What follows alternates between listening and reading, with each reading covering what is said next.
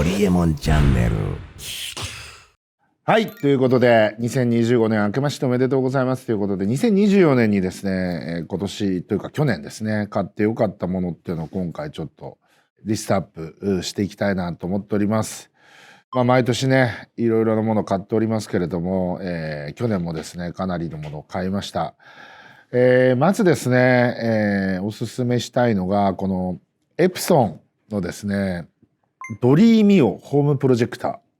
ー。EHLS650B っていうアメリカのですねポートランドっていうところに行った時に古くから知人である本間っていうですねスマートフォームを作ってる会社さんがあるんですけど、そこのそのショールームというかで実際にスマートフォーム化してる部屋の中で使われてた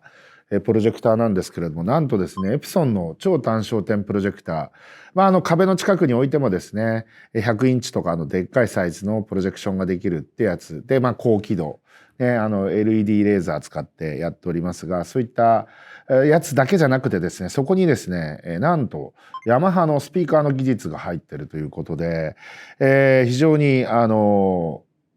れを置くだけでスピーカーとかいらずに、ここに Amazon スティックとかそういうの挿すとですね、そのままスマートプロジェクターになると。これ実は Amazon スティックが挿さなくてもですね Google ホームが入ってますんで、その Google ホームで設定してもそのまま使えるということで、非常に使い勝手めちゃくちゃいいです。これ僕ね結構今回めちゃくちゃいいなっていうふうに思いました。自宅でですね白い壁があればわざわざ液晶モニターとか重いものを買わなくてもですね、これ1台さえあればですねスピーカーも何もいらないということで、非常にこれは結構僕はいいんじゃないかなと思いますので、ぜひおすすめでございます。次にですね、これも結構流行ってるんですけど、リポシーっていうですねカプセルビタミン C っていうのがありまして、お肌が綺麗になるっていうやつなんですけど、結構有名人の方とかも使ってて、僕も飲んでみたんですけど確かに効きます。ぜひ買ってみてはどうかなというふうに思います。次がですね、漫画ぬかるみの食卓っていう漫画があるんですけど、ちょっと知能の低い、お母さんに、めちゃくちゃ厳しくしつけられてて、ヘイトもめちゃくちゃかまされてる女子がいるんですけど、この女子がスーパーのパートをやって、そこの店長50代と不倫をして泥沼にはまっていくっていう物語でございます。これめちゃくちゃ面白いんでぜひ見てみてください。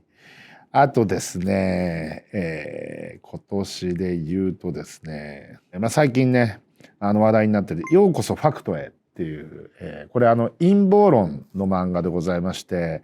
二極分化して、SNS でタコツボ化する中ですね、承認欲求は高いんだけどバカな人たち、知能指数が低い人たちが、高学歴とかですね頭のいい人たちにマウントを取るためにですね陰謀論にはまっていくと。陰謀論はですね全て基本的にはフェイクなんで、いくらでも壮大なこと言えるんで、いくらでもマウント取ろうと思ったらマウント取れるわけですね。なので、ハマりやすいというか、そういうバカな人たちがハマりやすいという、その要素こそファクトへっていうのはそれを非常にうまく表してるなっていうふうに思いましたので、ぜひこれも読んでみてください。最近読んだ漫画で面白かったドクターエッグズっていうですね、その名の通り医者の卵の物語ということで、東北の方にあるですね地方の国立医大に、たまたま成績がそこそこ良かったんで、医学部入れるんだったら入ってみたらみたいな感じで軽い気持ちで入ったんだけれども、そこで医学部生としても、命の大切さとかですね、そういったところも考えながら揉まれていくっていう物語でございまして、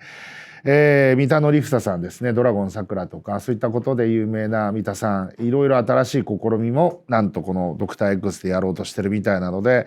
その辺も含めてですね乞うご期待なのかなというふうに思いました。次にですね、これね意外と、いろんな会社さん出してるんですけれども、ワンタッチネクタイというですねジッパーネクタイとも言いますけれども、ネクタイ結ぶの大変じゃないですか。それで結ばなくていいネクタイっていうのがありまして、ジッパーでピュッて留めるだけで綺麗な結び目はそのままあるっていうですね。意外とこれ安いんで、いろんなメーカーさんから出てますけど、僕は以前持ってたんですけど、馬主資格を失ってですね、やめてたんですけれども、見事去年、馬主資格が復活しましてですね、ドレスコードで、なんとネクタイを締めなければいけないみたいなルールがあったんで、このジッパーネクタイ復活させました。ぜひそういったところに行く方ですね、このジッパーネクタイぜひ買ってみてください。と、こう意気揚々とこれを持ってですね、僕行ったんですけど、なんと、9月かなんかのレースだったんで、なんとクールビズっていうのがですね、馬主席にも来てまして、いらなかったっていう、そういったオチもございました。ということでですね、次に、おすすめしたいのが、これですね、これ2つあります。1つはですね、ゴールデンカムイっていうですね、漫画があるんですけれども、もうまあ僕大ファンで、もう漫画の方は完結して最後まで終わってるんですけれども、この漫画面白いんですね。アイヌ、明治時代のまだアイヌの民族が純血で生き残ってた時代、その後ですね、日本民族への同化政策が取られたんで、今純血のアイヌってもう一人もいない状態になってるんですが、当時はアイヌの村、アイヌコタンっていうんですけど、そこで生活してる人たちがたくさんいたんですが、そのアイヌの人たちとの交流を描くですね、歴史漫画みたいなやつなんですけれども、非常に面白くて、ただね、人物関係がめちゃくちゃ入り組んでいて、漫画の描き方だとちょっとわかんないですね。ちょっとね、漫画家さんがそういうのを描くのちょっとあんまり得意じゃないのかなと思うような感じなんですね。ただ、それぞれのキャラは立ってるんで、これうまいことを見せられれば、いい作品になると思ってたら、この実写版、通常ですね、漫画よりもなんかクオリティが落ちたりとかしてみんながっかりすることが多いんですが、この実写版のゴールデンカムイ映画で出たんですけど、めちゃくちゃ良かったです。何がいいかっていうと、その登場人物が分かりやすく描かれてて、この人はどういう立ち位置なんだってめちゃくちゃ分かりやすいんですよね。これやっぱりその脚本監督がめちゃくちゃ良かったんだと思います。そういうのを描くのが素晴らしく上手い人たちだったんで、もう期待よりも全然いいっていう下馬評を聞いてわざわざ僕劇場に見に行ったんですが、素晴らしかったです。ただ、難点が一つございまして、制作がワウワウさんなんですよね。でもう嫌な予感したんですけど、最近のよくあるパターン、制作会社が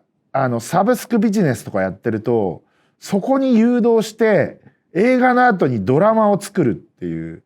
そういうケースが今まで多いんですね。例えば沈黙の艦隊っていう、もうこれも30年以上前の漫画なんですけど、最近実写映画化されて、これはアマゾンだったかな、どっかの制作で、なのでアマプラとかネットフリックスに出る分にはもう加入してるんでいいんですけど、ワウワウですよ。今更衛星放送なんか入るわけないじゃないですか。だからついに僕このゴールデンカムイ映画版が終わった後、なんとドラマ版がワウワウ限定で始まりやがって、これを見るためにワウワウオンデマンドに入ってしまいました僕。ほんとどうしようもないですね。ワウワウオンデマンドってマジでゴールデンカムイのためのだけに入ってます。ちょっと卑怯な手ですね、本当にね。と思いました。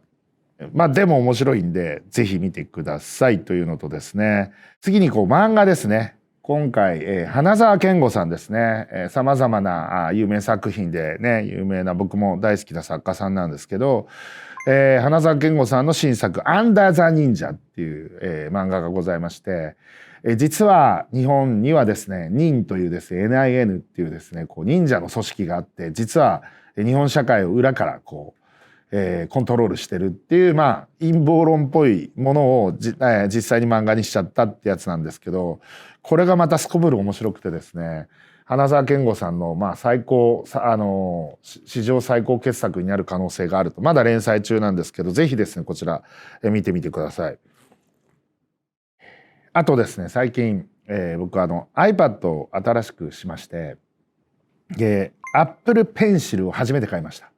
何のために買ったかっていうと、去年ですね、ミュージカルブルーサンタクロースという新作のですね、鈴木おさむさん脚本のですね、新作、やりましたけれども、これまでクリスマスキャロルっていうもう何回もやったミュージカルだったので台本を覚えるの大変じゃなかったんですけど、今回ですね10分ぐらいにわたる長台詞もあったんですけれども覚えるの大変でですね iPad に台本 PDF で入れてで Apple Pencil で赤入れをしていくっていう、赤入れの箇所が山ほどあってですねどんどん演出からの要求がですね高まってくるのでめちゃくちゃ赤入れしたんですけど、紙だとボロボロになっちゃうんでついにもうiPad を導入してですね iPad の Apple Pencil を買ってこれが入れられると結構いいですねこれね。今回我々の稽古場でタブレット化率3割ぐらいですかね。若い子たちもだんだん iPad を買ってですねやっていってるっていうのがよく分かった事例でございました。これぜひだから皆さんApple Pencil で赤入れをすると結構面白いのかなっていうふうに思った次第でございます。おすすめはNHK の朝ドラ「虎に翼」でございます。これは久しぶりに朝ドラ全投資しました。全通しました。ぜひ NHK オンデマンドで見られると思いますんで、見てみてください。虎に翼はですね日本初の弁護士および裁判官になった、人の実話をベースにして作られた物語です。今回「紅白歌合戦」のですね、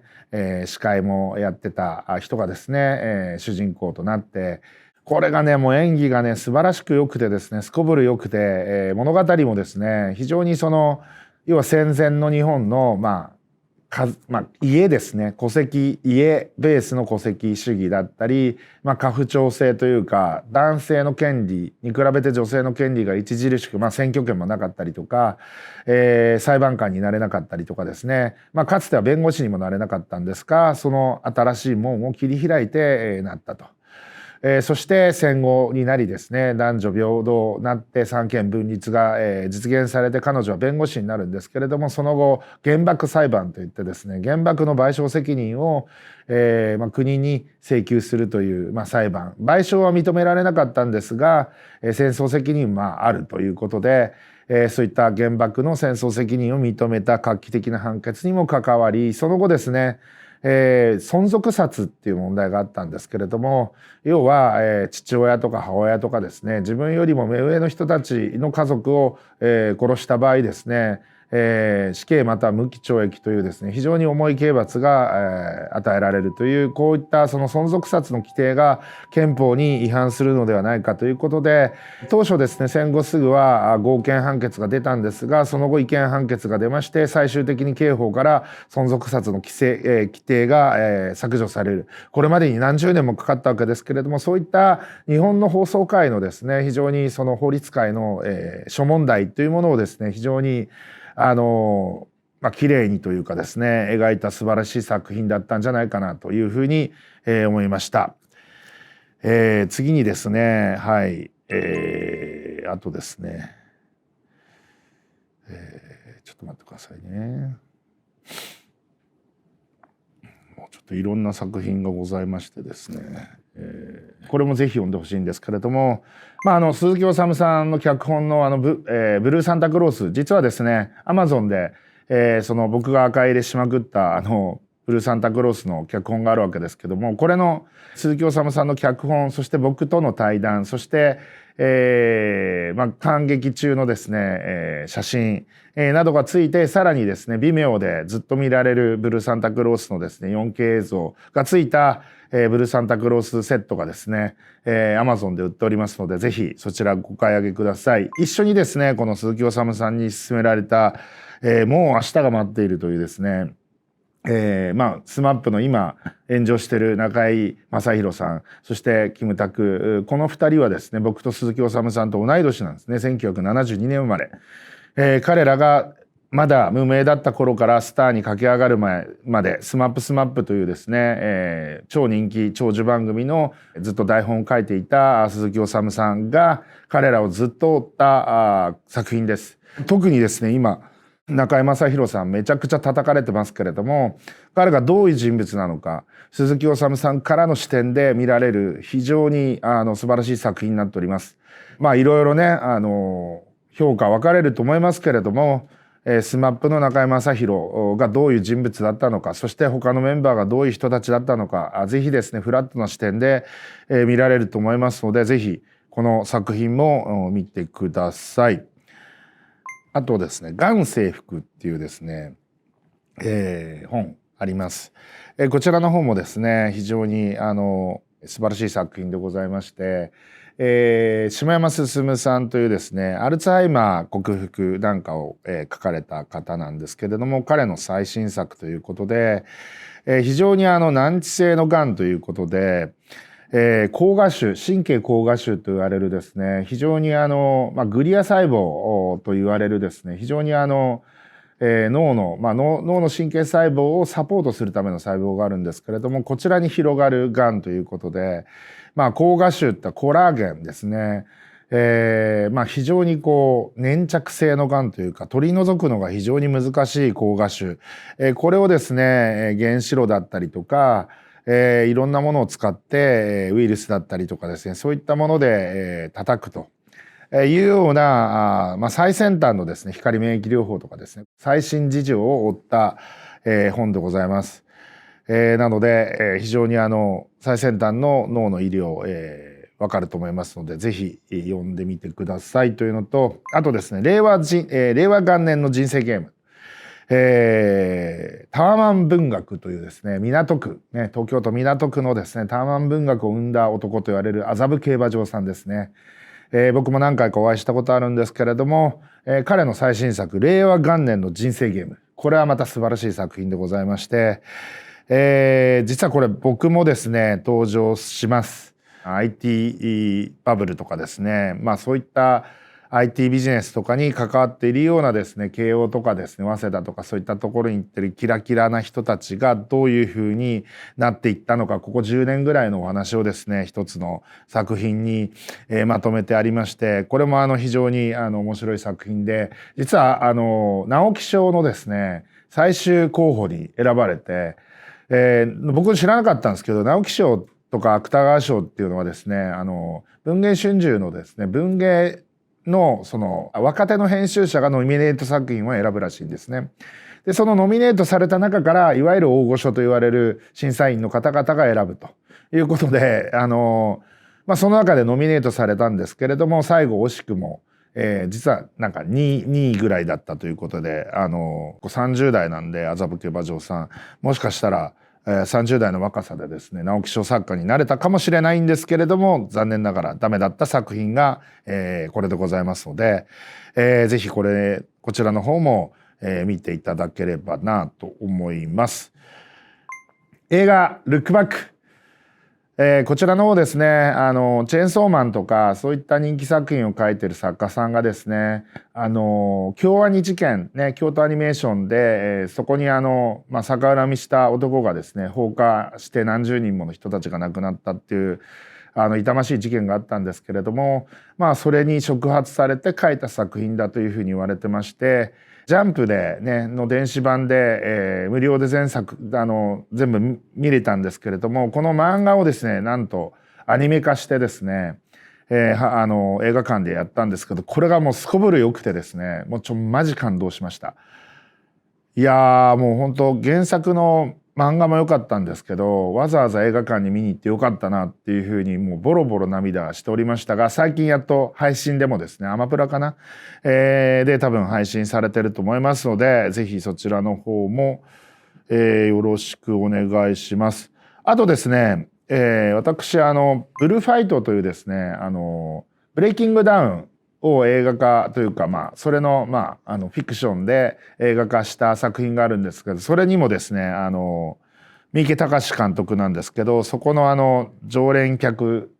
役というところで、ちょい役で参加しておりますので、ブルーファイトもぜひ見ていただけるとありがたいです。はい。ということで、以上になります。ぜひ皆さん買ったり見たりしてください。いってらっしゃい。堀江の Wi-Fi 手強いな。青繋がらんね。あともう一人仲間がいれば。